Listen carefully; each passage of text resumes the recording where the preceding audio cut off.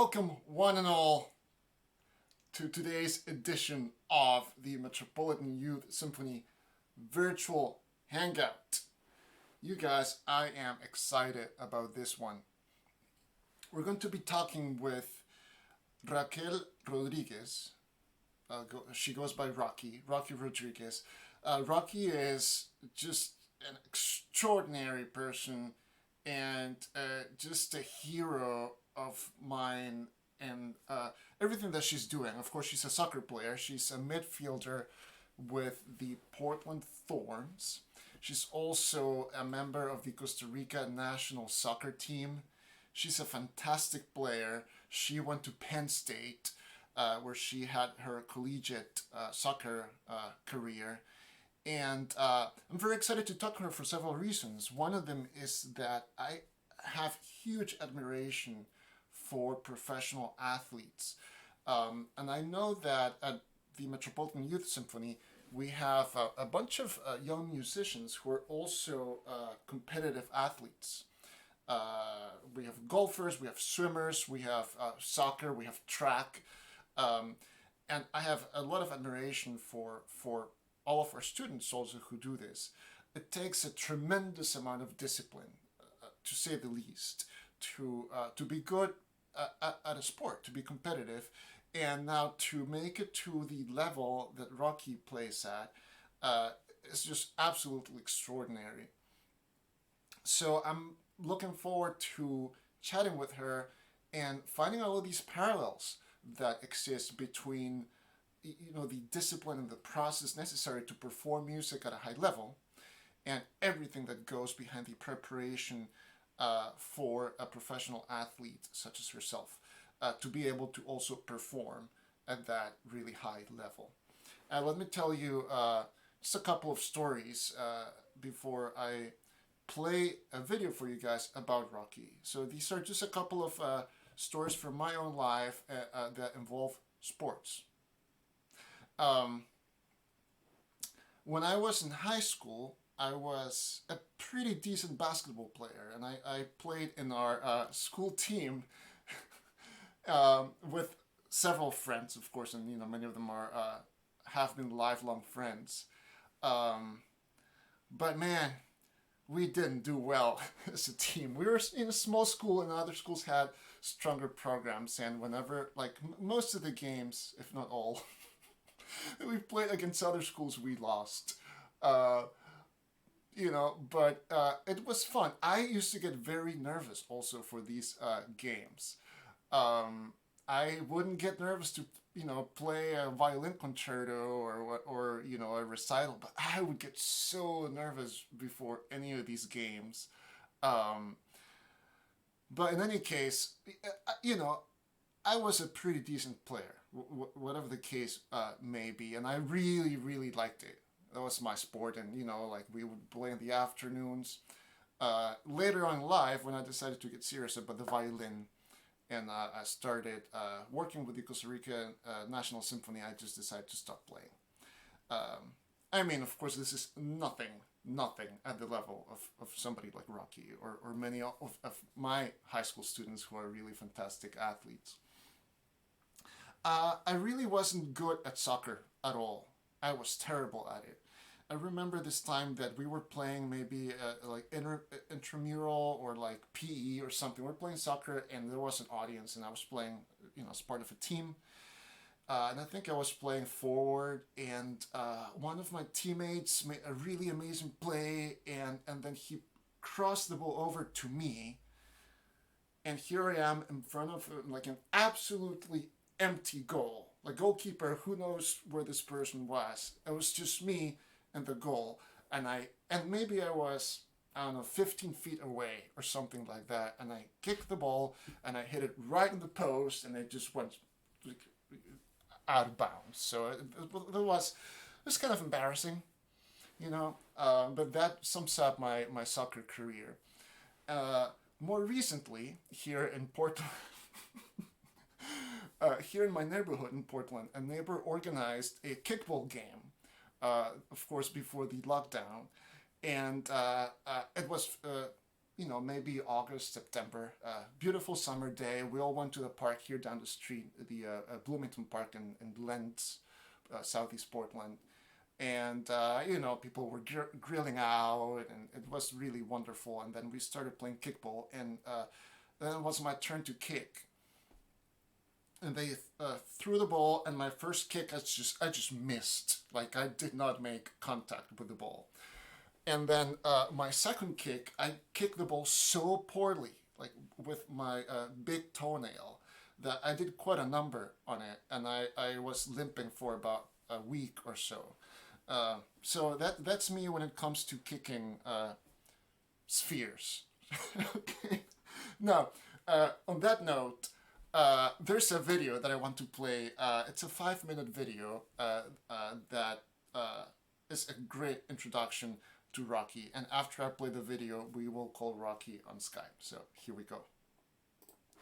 I never thought I would have the opportunity to be someone that people would look up to give back to the girls in Costa Rica is something that I've been carrying in my heart a long time because of my story.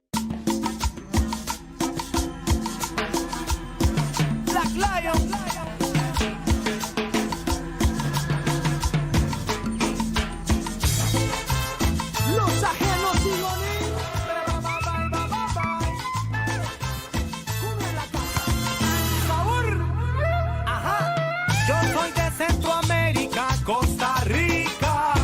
My best friends were mainly boys because they were the ones that played soccer. Whenever a car came, you yelled carro, like car's coming, so you stop. We used to put 2 rocks just to put the goals. Soccer is just such a huge part of the culture that we would make the space. 3 main places we would play against each other would be my neighborhood, my school, and my dad's soccer lessons every Saturday. Yo enseñaba técnicas, fundamentos del fútbol, y yo veía que ella era disciplinada, muy coordinada y que a ella le gustaba. He always says, like, I just saw the talent that you had. Like, I didn't care you were a girl or a boy. He pushed me a lot.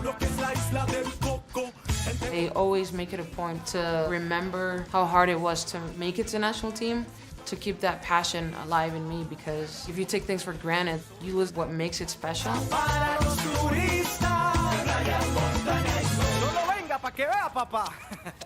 Culturalmente en Costa Rica y en toda esta área de Centroamérica era mal visto que las mujeres jugaran fútbol. De hecho, no había apoyo, no era normal, y los papás, las familias, prohibían a las mujeres jugar fútbol.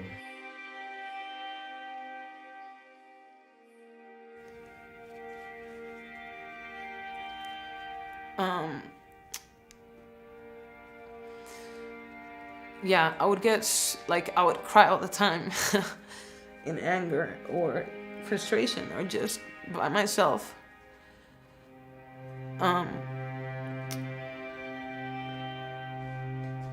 My frustration was the lack of opportunities.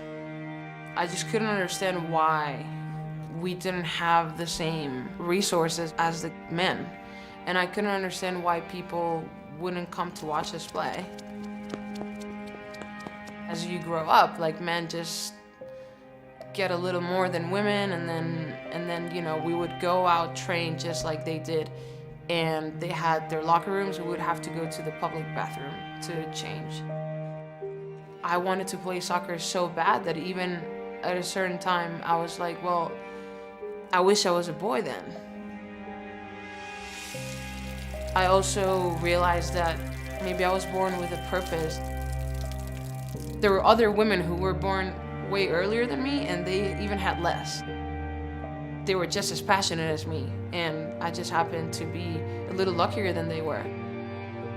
Yes, things can be better, but guess who changes the future? It's the people who are here right now, and it's me with so many other women that have paved the way for me, and then that's the same thing I'm gonna do for the next generations, and I'm very grateful for that, and I'm embracing that.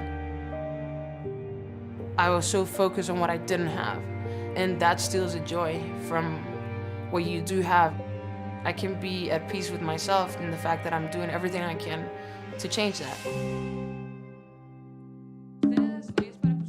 Sometimes it's like, oh my gosh, there's still so much work to do in women's soccer. but I was part of the clinic, and that was one of the moments where I was like, hey, we are making progress. It is happening. That was the field where we used to train under the rain, like literally storming. It was very symbolic for me personally. It makes me so happy to be able to be part of something like this.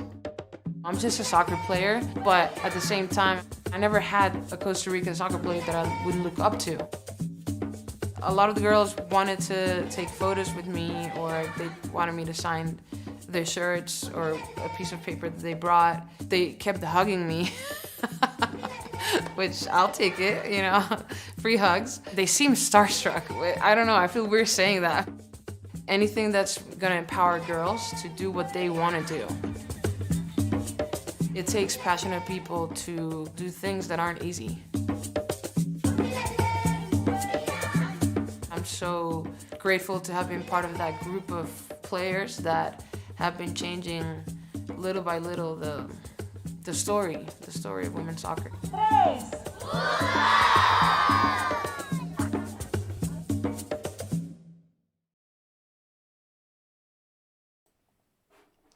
Okay, let's go ahead and call Rocky right away. I'm super excited to talk to her. So she should be standing by. Here we go.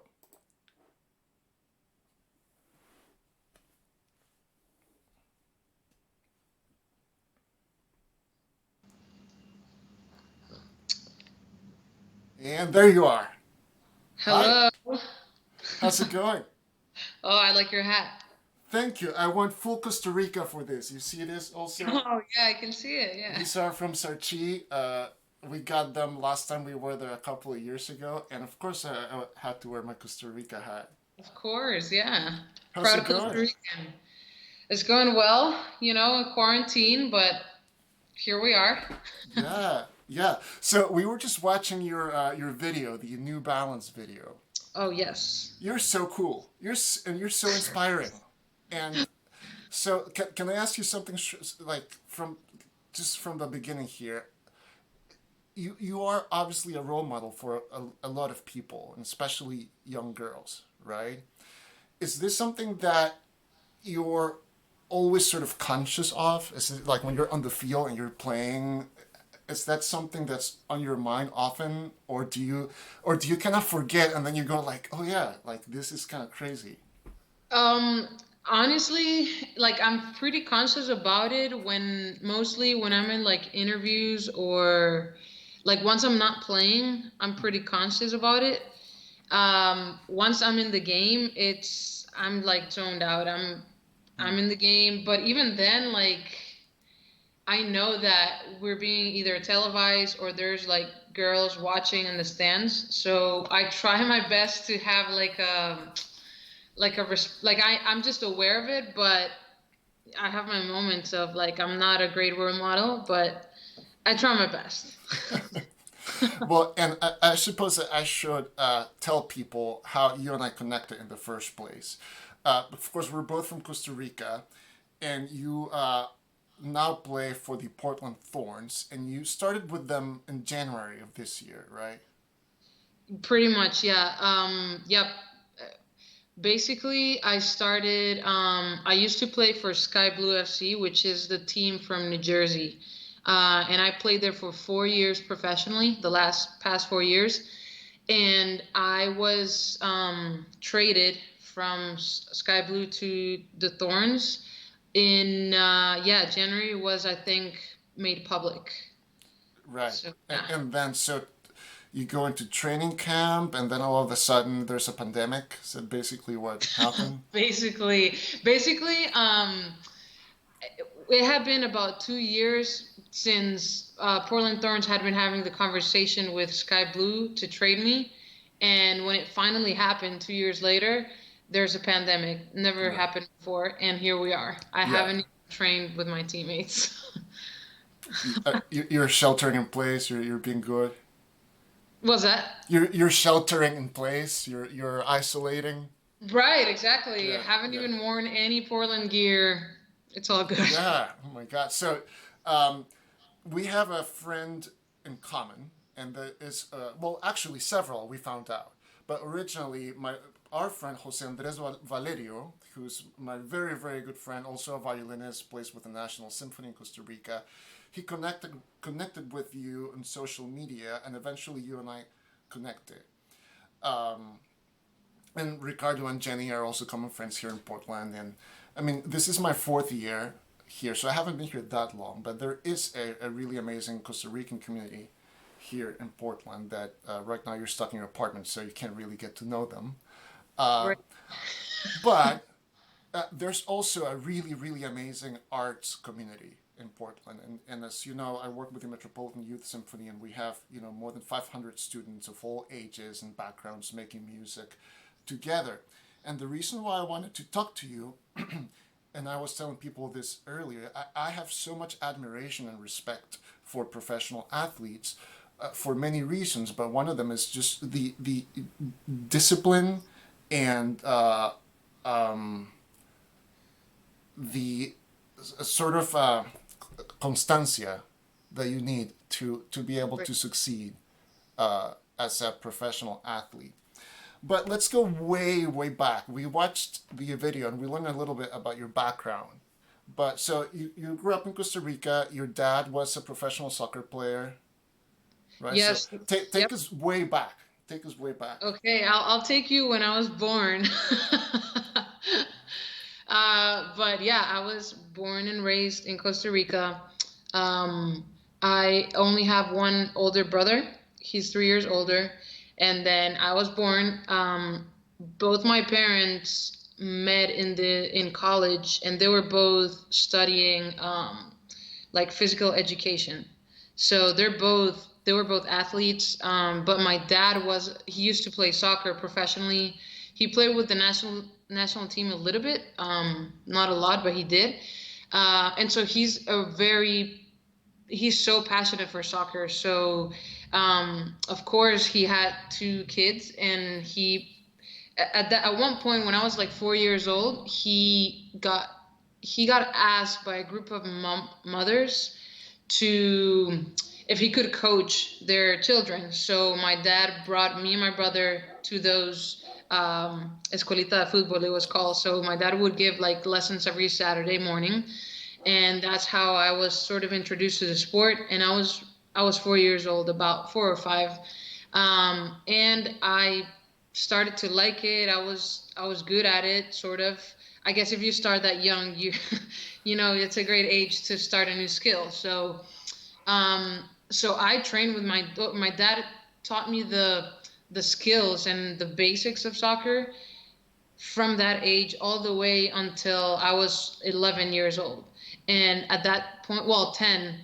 And then at that point, one of my cousins saw on the newspaper that there were one of the biggest clubs in Costa Rica, Saprissa, was holding tryouts for their women's team, for the U15 like club team or something. And we were super surprised. So he told my dad, because we were surprised because back then we didn't even think there was like organized women's soccer in Costa Rica. And so we went to the tryouts, and that was the first time that I had exposure to women's soccer in Costa Rica when I was 10, almost 11. In fact, my birthday was I was turning 11, and that was my first practice with the team. So I was 11, and those same tryouts, the national team coach at the time called some people for national team tryouts. So he called me. I was super young, but I think he just wanted to have me train to keep developing me. And I was just training for like 6 months, but it was the U17 and the U20 national team. So I was really, really young. So I just trained for 6 months. And then I didn't come back to national team until I was like 13 years old again. Uh, Okay, so up to this point, you're a little girl, you're 9, 10, 11, and you play every Saturday, and or maybe more than that. Yeah, I played every Saturday, and then in school, with my friends in school, and then when we were in vacations, I would play with my friends in the neighborhood on the street. So I was playing a lot every day, but like it was sort of a perfect training, because in the weekends I would like learn more formal skills and this, but during the week I would play, which is a sort of a training. And Mehenga. yes, exactly, pickup. We play pickup. So I was playing a lot, but nothing organized. Like I didn't learn tactics or systems until until I was 11. I mean, which is still pretty young. I mean, Yeah. but were you kind of aware? Were you like, I'm pretty good at this? Like I could, like, did you think at that age that soccer was going to like be something you would do professionally? I think like I've considered myself, I always say this, but like sort of like a dreamer. So I was actually I was used to being the best until I got to the tryouts. But I was sort of like the big fish in a pond. But I was better than the boys, and I was the best everywhere I went. So I was used to that. Um and then of course, as I started growing up and then the boys also grew up, then it just got harder. But I think yeah, I consider myself a dreamer. And during those years, I wanted to I decided that I wanted to play professionally and that I wanted to play with the national team. And at the same time, during those years, my dad would sort of tell me constantly, like, hey, I don't know how he knew about this, but he knew that you could play soccer and get a degree in the US. You could do both things. And so it made sense in my head. I was like, well, I think also my parents' education would be like, hey, you need to study. Like, you need to make that a priority. So I just did, which I'm very thankful for. So it all makes sense in my head. So I had three main goals at a very young age, which were play professional soccer, play with the national team one day, and then get a degree through soccer in college. And I was going to ask you exactly about that. So your parents already kind of knew that that was an option, that you could get a scholarship through sports to get your degree.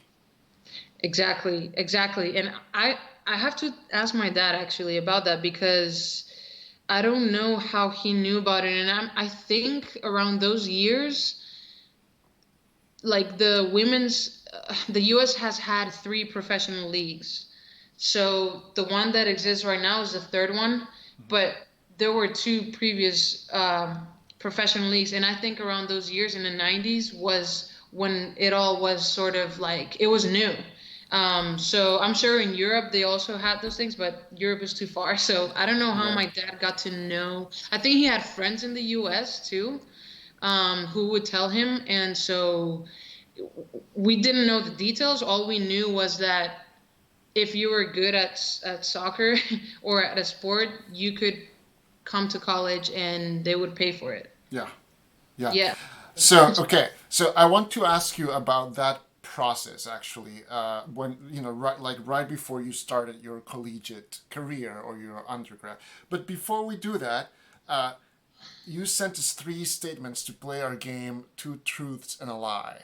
So how about we Okay. do that right now? And then we'll Let's keep do chatting a it. little bit. So, um, folks watching, you might be familiar with this if you've watched the show before, but our guests send three statements, and two of them are true, one of them is a lie. Your job, if you're watching, is to vote on the comments for which statement you believe is a lie.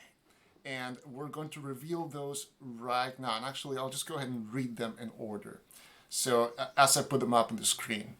Statement A, Rocky has traveled to at least 17 countries.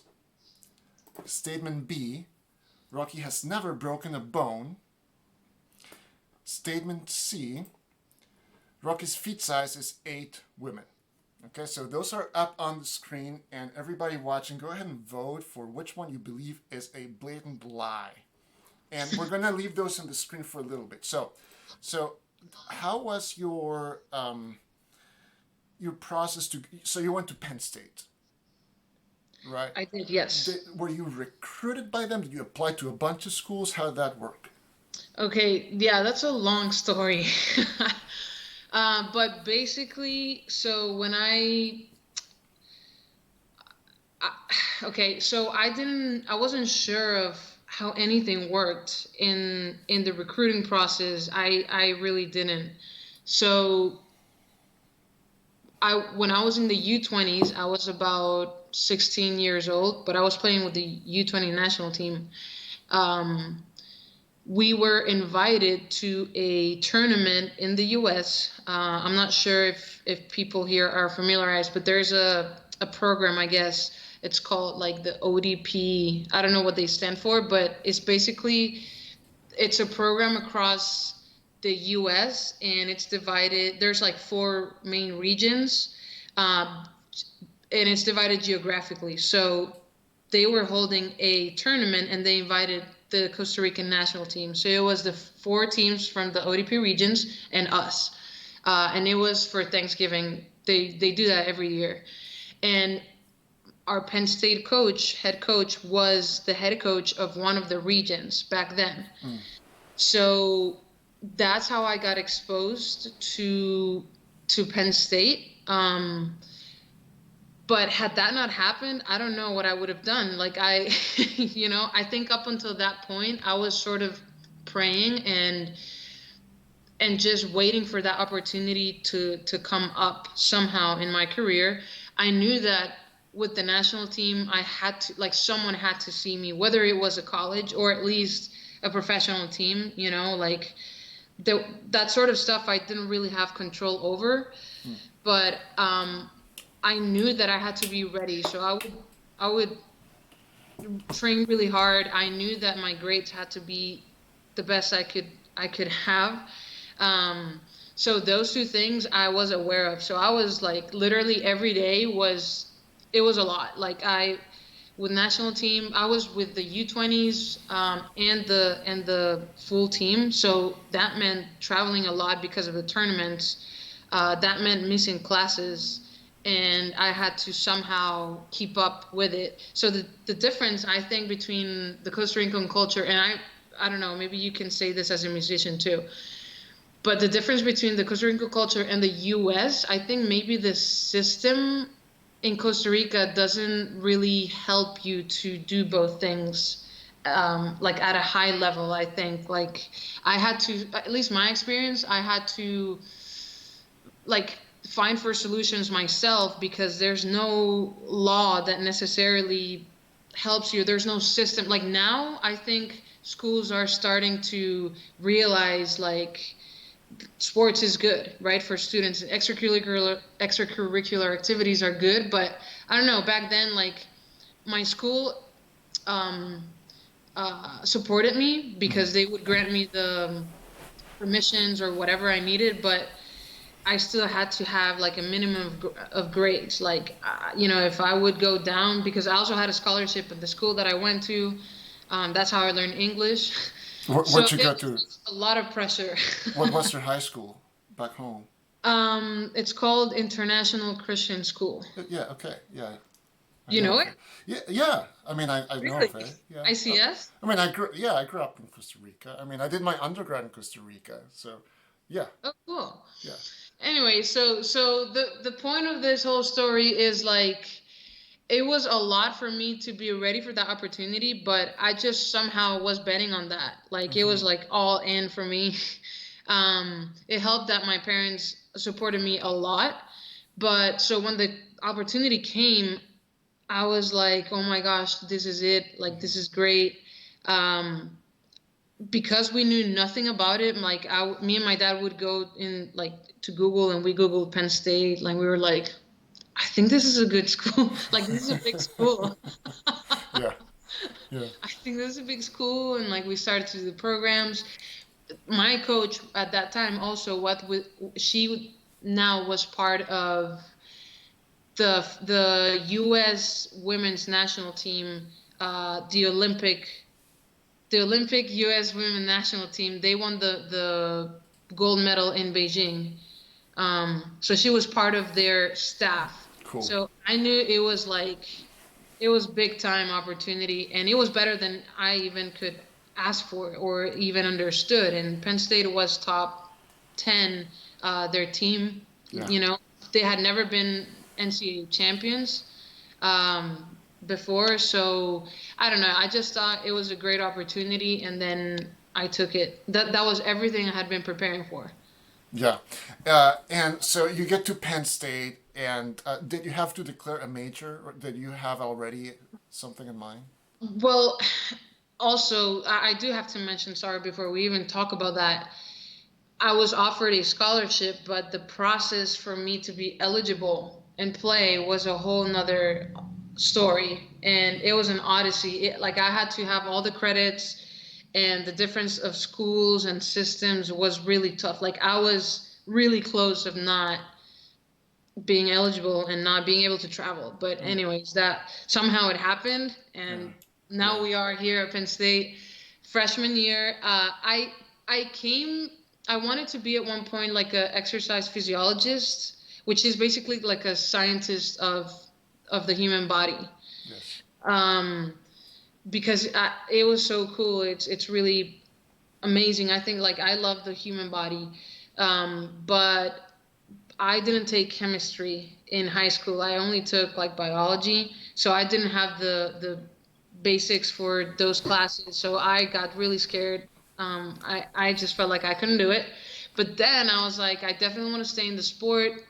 What about sports administration? And Penn State didn't have that like major with that title, but something similar that they had was it's a major called Recreation Park and Tourism Management. It's really long. It's a really long title, but basically RPTM, which is also hard. Uh, but it's basically a major that teaches you how to manage anything, any business or any company that has to do with recreation or sports or any kind of like recreation event or anything of that sort. So that's what I decided, but I did like I had to sort of change it once or twice. I do have to say that I took a class my senior year from a major that was human and family studies or human development and family studies, something like that. Which it's a major that if I would have known about before, I would probably Mm. gone through that route. But it's really like at that age, like we're ever changing, and at that age, it's really hard to even grasp what you really want. You sort of have to decide something, which I'm happy that I majored in what I did. But that's just the start of your life, literally. So I wouldn't sweat it that much. I feel like in the end, like because I know there's a lot of high school students here, and I feel like in the end, life will take care of putting you in the right path for what you're meant to do. We just sometimes have to make decisions, and we make them the best that we can with the knowledge that we have at the moment, and we have to carry on. We have to make decisions, but it's not the end of the world if you change once or twice, or if you feel like it was best for you to major in something different. Like, just trust the process, I guess. Yes, that is such valuable advice, and that's actually something that has come up a few times in these sessions that we have had for the last few weeks. Because yes, many of our students are high school seniors or juniors who are exactly in that process, and we've talked about how much pressure there is, also, right? It's really stressful, yeah. For you to sort of know what it is you want to do for the rest of your entire life, and what you're saying is so true. There are things I believe that need to be there, right? And you need to put in the work, right? You need to have that discipline, and you have to set yourself goals, short-term goals, long-term goals. But I absolutely agree with you. Sometimes it's okay to not know all the answers, right? Exactly. Like I said, like we do the best that we can with what we have at the moment. And at the end of the day, like I'm someone who believes that we have to make the best with what we have, And so at the end of the day, like you choose a major with the best intent to be the best that you can at it.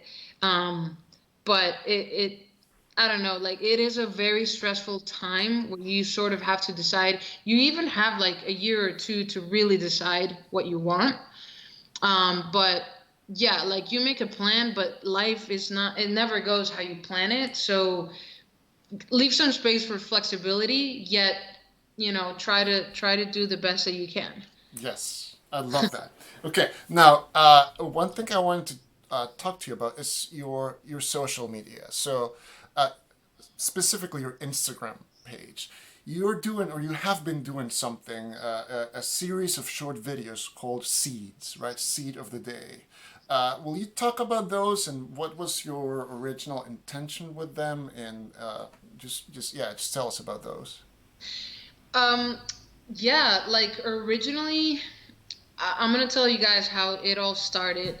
About 2 years, no, about 2 years ago or a year ago. Um, I was I was during an off season of soccer, so up until this year, all the years before, soccer players in the NWSL were getting paid only during the season. So in the off season, which is about 4 months of the year, you sort of have to figure it out and find a job or find somehow like to just find a source of income.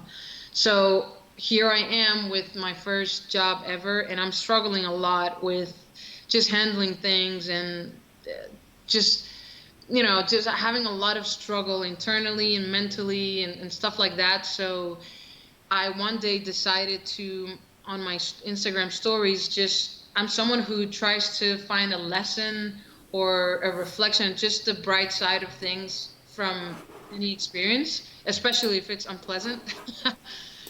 So I once decided to share what I had learned at that time, or I was just one day driving towards my job and I was like, you know what? I'm just gonna share what I've learned, and I was like, hey, just be grateful. Like when you're grateful, things just change like this, blah blah blah. So here I am just sharing that in my stories. And I did that like a couple of weeks, and I would name it the hashtag seed of the day, just because me and a friend would joke about it. Like when we would talk with each other and vent, I would tell her like, hey, and that's the seed of the day. Sort of like like same thing, like showing her just the brighter side of things. So I was like, and that's the little seed of the day for you. So I decided to name it the seed of the day. And when I stopped doing that, people would write, like, DM me on Instagram. They were like, hey, like, when are you gonna, what about the seed of the day? Like, I miss it. Like, when are you gonna share it again? So I was like, cool, people actually hear this. Like, Nice, yeah. actually, so since it helped me and it helped other people, I decided to make it, I guess, in a more formal format, which was once a week uh, on Instagram TV, and it helped me and it helped other people. So it's something that I enjoyed anyways, and so that's sort of how it started. But the whole concept of it is to share content that is not only positive, but hopefully it's going to help someone. You never know. And I think that social media is an excellent tool to reach a lot of people who we may not know, but you don't know the amount of messages that I've received of people telling me, that's like, thank you for that or whatever. Like, we just don't know. And I'm sure there's a lot of people who don't write to me, but you never know who you can impact in a positive way. So I think this goes back to the fact that I'm aware in a way that not only I could be a role model, but I have like a bigger reach than other people. Everything's relative, right? Because I'm not Messi, I'm not Cristiano Ronaldo, but I am a soccer player, and I do have some followers and of different ages. So I just decided to use my social media for something that I consider positive.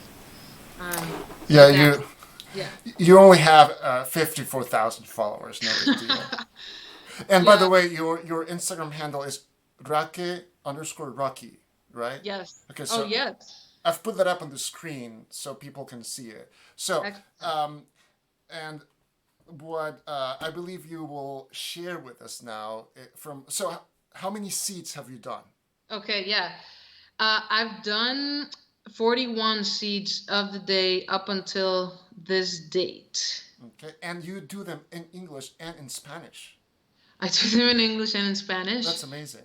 Yeah, it could get tiring a bit. Right. It could get tiring, but I do because it's been part of like a challenge for me in my Instagram content, like Spanish or English, English or Spanish, like what. So for the seeds of the day, I think it's important content that any human being can relate to. So if I speak two languages, I feel like I have the obligation to do it on both languages. Yeah, I think that's wonderful. And earlier I asked you, and you were kind enough to agree to share with us your top 5 seeds. So let's get right into that. And just so you know, on this show, when somebody plays a short piece of music or they share something, I change the screen and I put them into a different kind of setting. So I'm putting you in the middle of the Costa Rican National Stadium. Your Skype screen is in the National Stadium, but it's empty because we're in lockdown. So you know. Okay. So whenever you're ready, we'll hear your top 5 seeds. Okay, all right, I love it.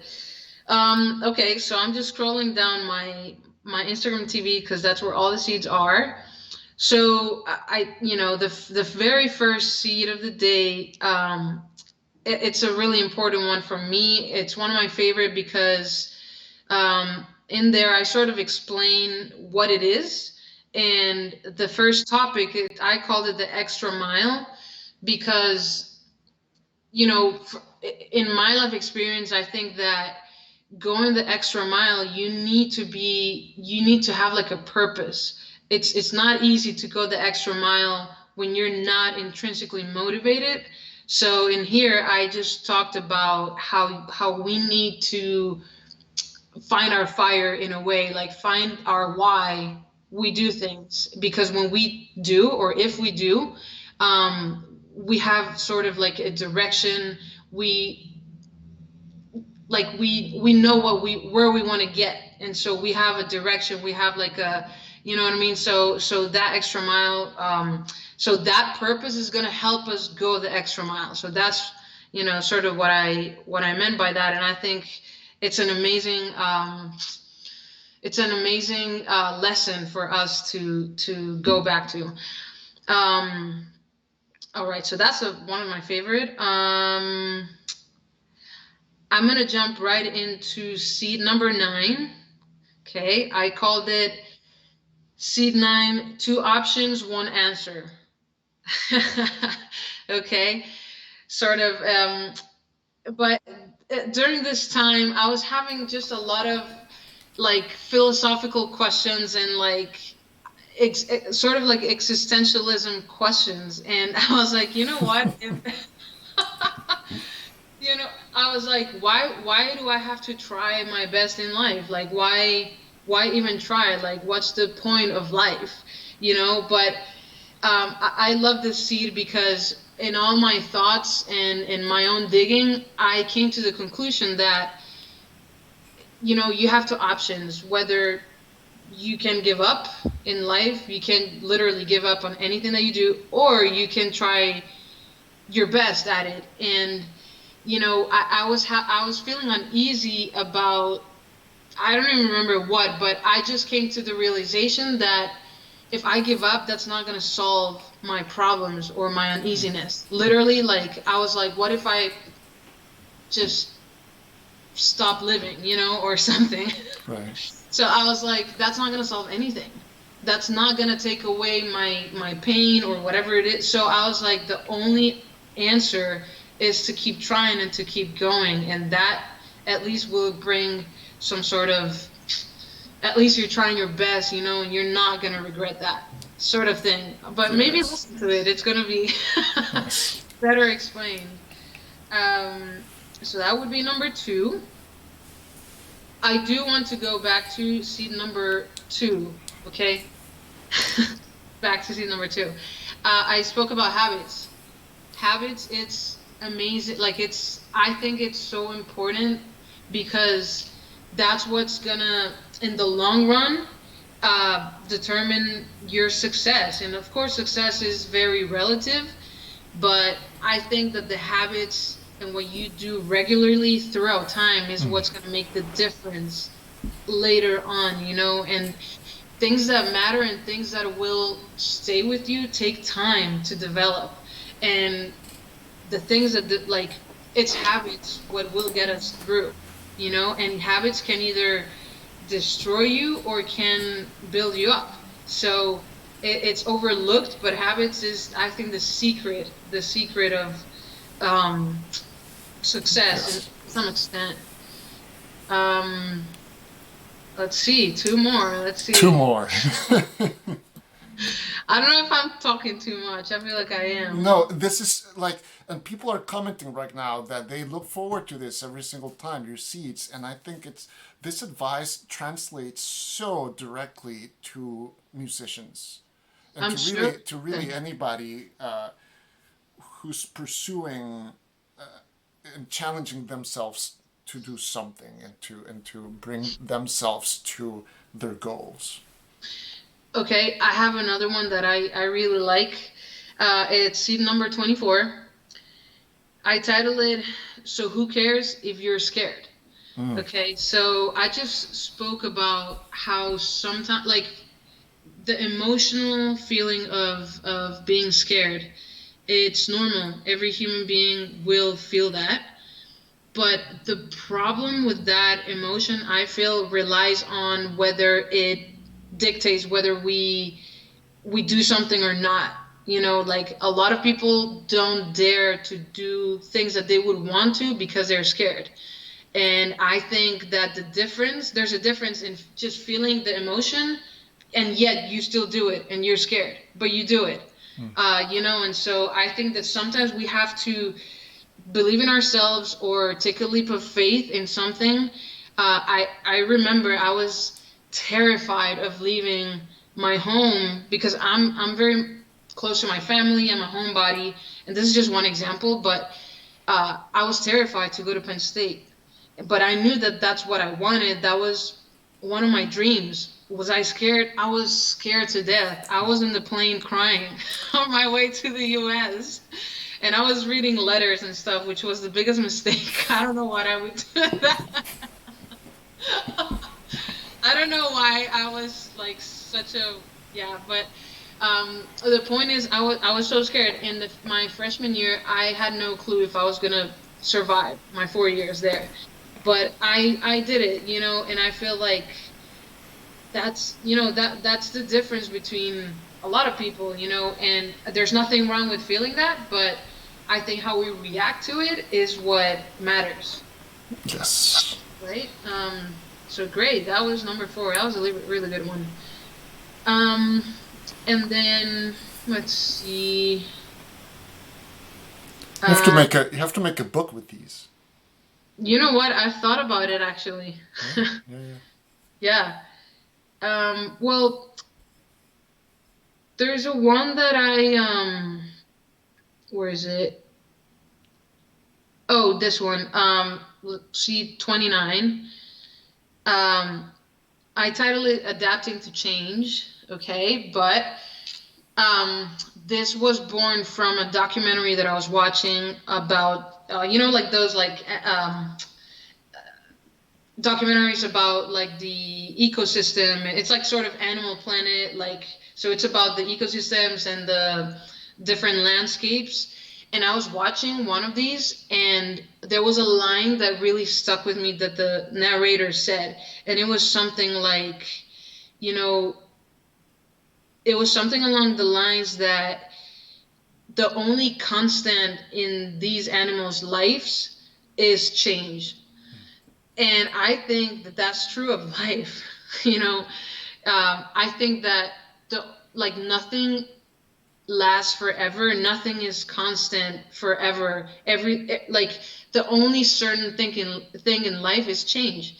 And, you know, when we feel comfortable being uncomfortable in a way, you know, it's gonna help us not to waste energy in things that we can't control, you know, but rather if we focus our energy in adapting to what we cannot control, we're gonna be better able to survive. That sounds pretty wild, like in wildlife, but I do think that life is gonna throw at you curveballs, and the quicker that you adapt, the better. Because if you waste energy wishing that things were different, or if you waste energy like, hey, why did this happen to me, or what, so you might not get an answer. And so like adapting to change is the only constant that you're gonna find in life. And I think there's a lot that we see that in nature all the time, that there's seasons. There's 4 seasons. It depends on the country you're in, but even wildlife and like a lot of nature is like that, and animals just respond to it. They just do what they're supposed to do, and they keep going. So those are my top 5. Change is the only constant law. That's awesome. Yeah. And Yeah. that goes back to actually so everybody put your emoji hands together for Rocky for that's how we applaud now Awesome. emojis, right?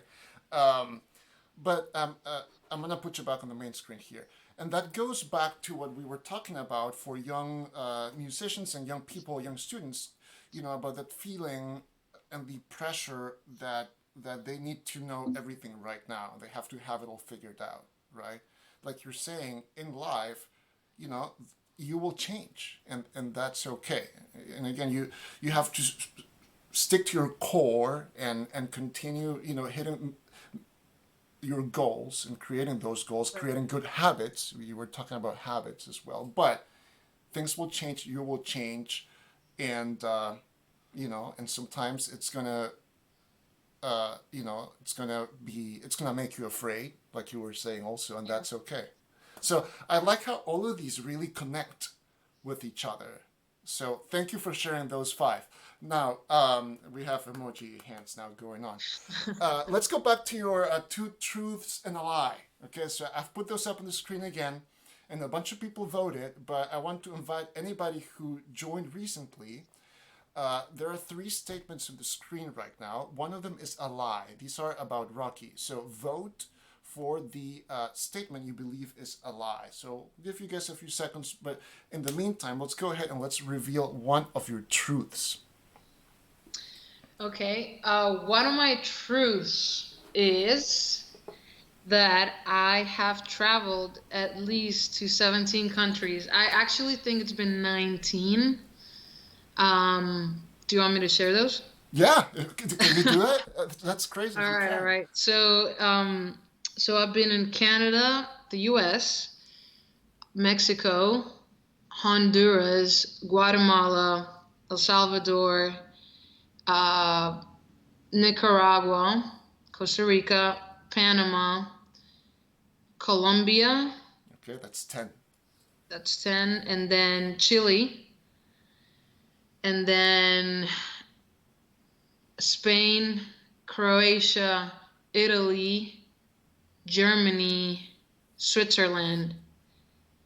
Okay, I think that's it for Europe. New Zealand, Australia, South Korea, Japan. That's 20? That's 20. Yeah. Cool. Okay. That's it. We could do a whole nother show just about those experiences. Yeah. But let me ask you one question about that. Have you gone to any of those just on vacation? The only time I've traveled like for with family and like those purposes, South Korea. Whoa, okay. South Korea. Cool. And well, the US once with like with my family, like for pleasure, and Cool. outside of soccer, the US and South Korea. Nice. Okay. So not a lot. Let's see. I'll say that there's a trend in the voting here, I think. So let's go ahead and reveal your other. Wait, I'm going to remove that truth from the screen. Okay, so what's your other truth? My other truth is that I have never broken a bone. Okay, there it is. That, of course, reveals the lie, which is C. And if you answer C, you are a winner. And we have a bunch of winners on the comments. I mean, that's amazing. You've never broken a bone. I hope it stays that way. Me too. Was it too easy to find an answer? I don't know. I You mean, don't know. I don't know. I And like no. but I will say I also have never broken a bone, but I'm not a professional athlete, so I'm not exposed to situations in which it's probably very rare that a violinist breaks a bone in the middle of a performance, right, or a It's true. conductor. But I also have never broken a bone. Okay, cool. So the answer is C. Thank you for that. Congratulations to the winners. You win satisfaction and street cred. And now, as we get closer here to the end of our time together, um, let's do a rapid fire of our other little segments. Okay, so we like to ask our guests, what are you into that's not directly related to your professional activities? All right. Well, as you already know, um, I recently got a piano keyboard because I feel like I'm a frustrated musician in a way. Actually, my a lot of my family on both sides of my dad and my mom, they're pretty musical, and I feel like music runs through my veins too. So I recently got a piano keyboard because I just want to express myself through a musical instrument, and I feel like the piano is really you can really express your emotions. It allows you to be aggressive or more sensitive and more, slow or fast or whatever. I literally started like 3 weeks ago. So if there's anyone who would like to help me out and learn, just give me And, a holler, please. and look, I mean, can I share that photo you sent me of your setup? Or wait, was it? Oh yeah, yeah. Or was it an Instagram post? It's probably on Instagram, but I Let can me, send it. because I was so impressed by this, you guys. Let me see if I can find it real quick. Or maybe not. I'll just tell everybody. Rocky sent me a picture of Oh her wait, it's on. piano. Do you have it there? Yeah, I do. Let me. Maybe you can Do you just want me hold it to? to the camera. Yes. Oh wait, no. Where is? Oh, it might have been just like it expired. Oh, okay. In the Well, picture. I'll just share with everybody. She's Rocky sent me a picture of her piano keyboard, and on her music stand was a book or of music, and next to it, a notebook with a practice log. So take note, Metropolitan Youth Symphony musicians.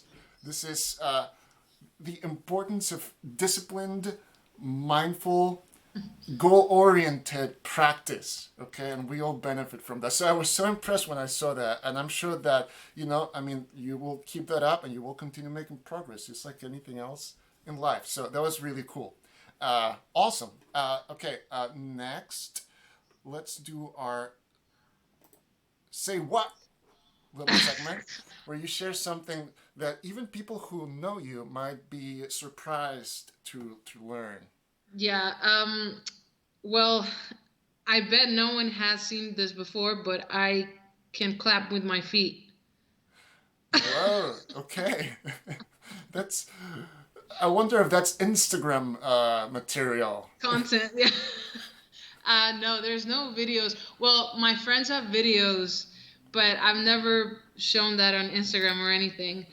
I keep it a secret to keep it a mystery. Sure, sure, sure. People might wonder how that even No, looks, I but I think you need to save that skill for an emergency when you absolutely need it, right? yes, It's an ace from like under your sleeve. yeah, exactly. Well, now we know. Yep. Cool. And I just want to remind everybody who's watching, if you have any questions, right now is the time to ask them.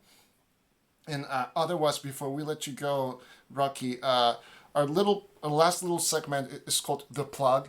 So if there's anything that you want to plug or bring attention to or direct people towards, whether it's online or whatever, this is a good time for you to share. Um, well, I don't know if this is exactly what you're asking for, but when I first heard about this section, I do feel like I said, I love nature and I love natural resources. And at one point when we were kids, we were taught that like water is it'll last forever, and like things that aren't necessarily truth. So actually, this month is it's when it's Earth Day. So it's basically, all I want to call our attention to is to try and take care of our natural resources. Actually, one of the reasons why I love Portland and Oregon, it's because of the beautiful natural resources and the trees and the mountains. And I think that we need to take care of these because at the end of the day, without them, we can't live. So let's take care of the water. Close the faucet when you're not using it. Um, the more things that you can reutilize, if we can avoid plastic of different sorts, there's a lot of alternatives that we can use instead of plastic. It's a matter of educating ourselves, and with internet, Yes. there's no excuse. So I just wanted to call our attention to that, to taking care of our natural resources. I love that. Thank you so much for that, for everything you have shared. I have like a million more questions for you, but we'll have to do those maybe after quarantine, and Yeah. and also we at the Metropolitan Youth Symphony are very excited to have you come listen to one of our concerts next season when we can all congregate again. Oh my gosh, I would love nothing more than that. I can't wait. So we'll be excited to have you in the audience, and we'll come root for the Thorns also when things go back to Yes. normal. So Sounds like a plan. again, everybody, put your hands together for Rocky Rodriguez. Thank you so much. We'll let you go now, and we'll wrap the show. So thank you again, and Awesome. I'll talk to you later. Thank you for having me, Ro. And Bye. guys, bye. Okay, that was super fun. And you guys go back and rewatch Rocky's top 5 seeds, because each one of those 5 thoughts that she shared are such valuable advice. I know I will go back and watch those again. I'm very thankful to Rocky for taking time to join us today. And let me just tell you real quick about our next few shows. Tomorrow, we don't have a guest, but we will have the first ever MYS meme tournament.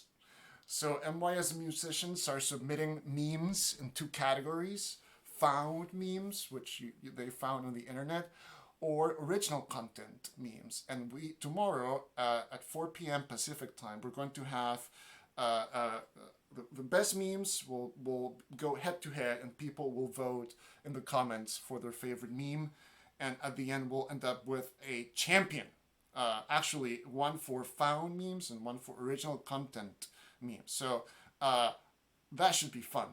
And then Thursday, Kevin Lefon is going to be with us, MYS conductor, violinist, teacher, chamber musician, soloist, entrepreneur. He's just an amazing person all around, and we're lucky to have him as an MYS conductor. Friday, Suzanne Nance, president and CEO of All Classical Portland, is going to be with us.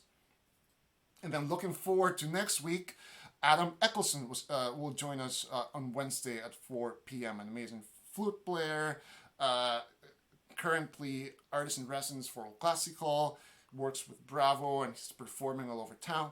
A very inspiring person too. So I look forward to talking with all of them. And I want to thank all of you for watching and hanging out with us. And I will see you all tomorrow at 4 p.m. for the MYS meme tournament. Take care. And play you out with a little Stevie Wonder.